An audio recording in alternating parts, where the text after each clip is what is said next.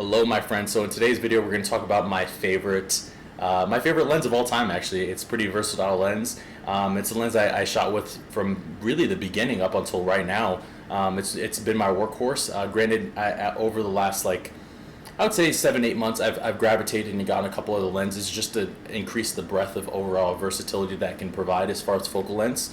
And the way that I shoot, my shooting style has changed a little bit, but that is going to be the 50 millimeter.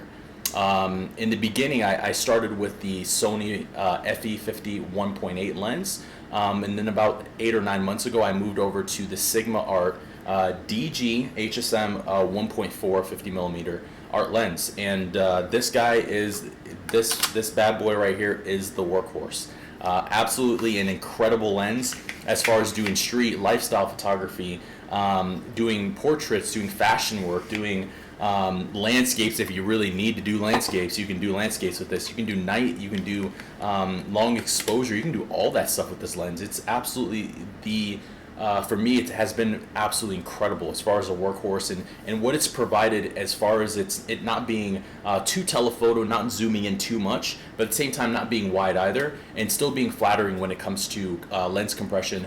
On the way that it actually compresses and makes people slim or look thicker and doesn't distort features. It's at that perfect focal length where it's just wide enough to not distort someone's their facial features or their body or anything like that, but also be wide enough to capture a lot of the scene. So this has definitely been the workhorse, and I've just kind of gravitated over to Sigma just because lens quality and build has been absolutely amazing, man. So definitely my go-to, my favorite lens. Now personally, I also shoot with the 85 millimeter Sigma lens as well, and I've also gone 100 millimeter macro.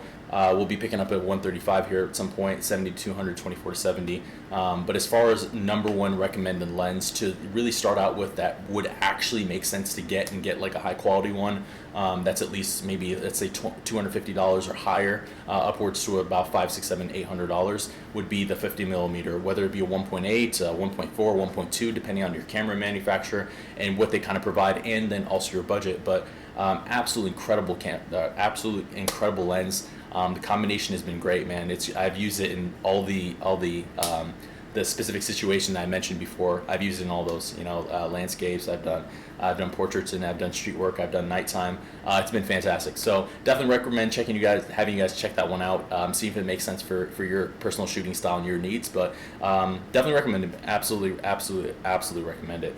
But that kind of wraps up today's video. Just kind of keeping it brief and really short. As always, hit that subscribe button, and then mouse over there and hit that like button. And by all means, if you have a comment, concern, or recommendation on something that you'd like to see, leave that stuff in the comment box below.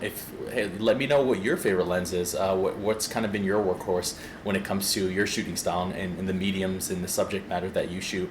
Outside of that, we got some great content coming up shortly, and we'll see you guys next time. Peace out, my friends.